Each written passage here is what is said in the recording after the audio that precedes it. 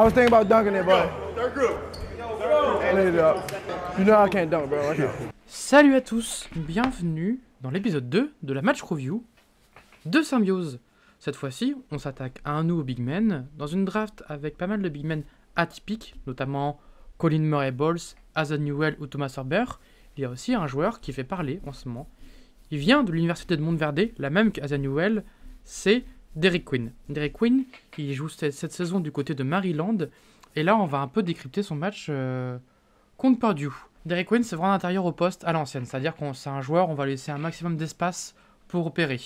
Là on va voir comme cette saison qu'il affiche quand même un toucher assez impressionnant, que ce soit sur les longs 2 et aussi un petit peu sur le 3 points, un volume qui a augmenté. Là on voit très bien que le premier défenseur, il va être dans une sorte de drop, on va revoir un petit peu. On est sur du ice, là on est sur une situation de ice, c'est-à-dire que la défense veut contenir le drive si jamais le drive est ici. C'est pour ça que ce défenseur-là, ici, il va forcer le joueur à faire un drive comme ça. Donc, ou forcer une passe et du coup, couper le rythme et couper l'action de l'attaque. Hop, il reste ici, trop loin, il a le temps de déclencher son shoot et c'est un 2 points facile. Chose aussi intéressante, c'est qu'il a tenté 4 3 points dans le match, il en a mis 2. Donc, c'est les premiers 3 points qu'il met la saison, mais on voit vraiment que sur la mécanique, il est quand même plutôt à l'aise sur la façon dont il plante ses pieds. On est vraiment sur un shooter qui a du toucher. C'est pas encore le volume n'est pas conséquent et les réussites non plus, mais il y a un vrai upside concernant le shoot de Derek Quinn. Et pour un joueur qui n'est pas vraiment poste 5, qui peut-être voué être un poste 4, pour lui, à la manière un peu d'un Azrid, c'est très important pour lui d'avoir un minimum de shoot. Une des forces de Derek Quinn, c'est donc le pick and roll. Il est très fort sur short roll parce qu'il est aussi bon pour pionnier match-up. Donc, on ne peut pas switch sur lui. Ce qui offre beaucoup d'espace à l'attaque de Maryland. Et l'attaque de Maryland tourne beaucoup autour de Derek Quinn. Pardon. Là, on voit qu'il propose 2 fois le screen. Et des choses assez importantes avec Derek Quinn, c'est que c'est pas un 7-footer. Et c'est pas un joueur très vertical, mais il connaît ses forces. C'est un joueur qui pratique beaucoup le bully ball, c'est-à-dire la connaissance de son corps et l'importance à prendre le contact et être plus puissant que l'adversaire, surtout au niveau du collège où c'est encore plus fort qu'au niveau NBA. À la manière de Sorber, il est aussi très à l'aise pour punir les joueurs en isolation, que ce soit sur post-up ou face-up. Là, on va le revoir. Il est gardé très agressivement et va punir le défenseur avec un meilleur handle parce que sur drive, il a un très bon handle. Il est passé par Montverde. On sait que des joueurs comme Scotty Barnes ou encore Kate Cunningham, pour ne citer que, sont passés par Montverde. Et c'est un joueur, Derek Quinn, qui est aussi très à l'aise et qui a des très bonnes mains pour un joueur de sa taille. Il a mis le premier temps presque en double-double avec le rebond et les points.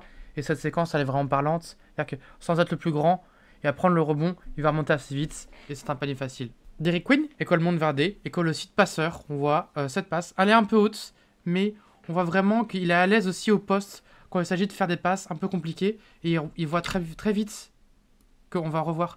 Il voit très vite qu'ici, hop, on va essayer de doubler. On va essayer en fait presque de tag ici dans le dunker spot, ce qui laisse ce joueur ouvert. Hop. Et avec cet écran, du coup, là, ce défenseur, on va redessiner un peu, ce défenseur, il va devoir défendre 2 défenseurs. Parce que celui-là, après, il va devoir faire cette course-là.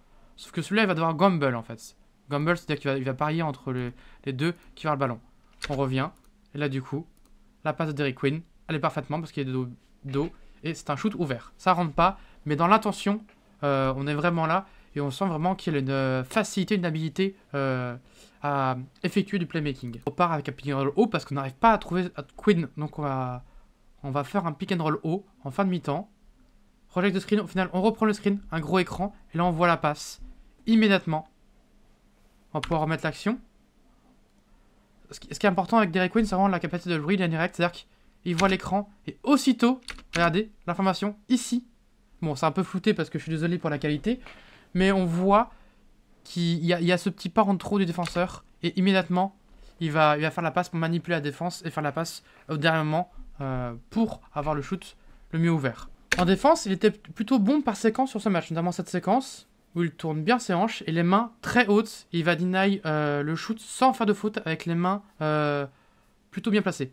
Comme c'est un joueur qui est aussi fort au poste, il sait comment contrer les joueurs au poste. Et là, il initie le contact. On va revoir un peu l'action.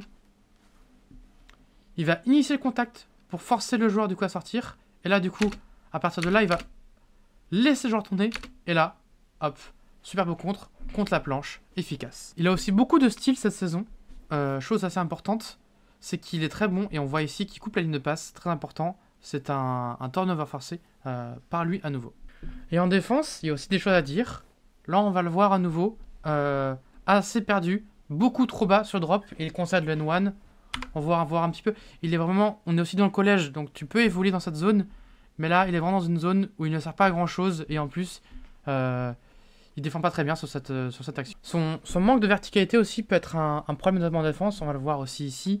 Il défend plutôt bien. Mais son manque de verticalité n'en fait pas une arme très dissuasive.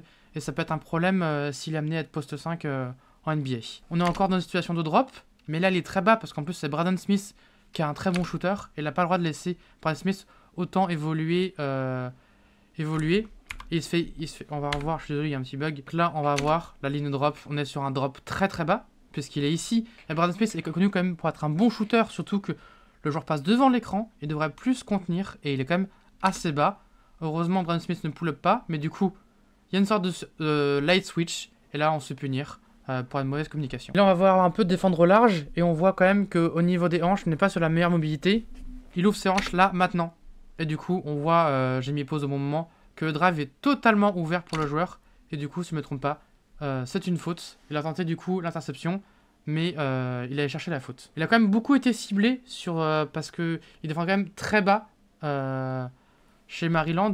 Et là, on voit à nouveau un petit problème, c'est que il y a ce double écran qui va arriver. Hop.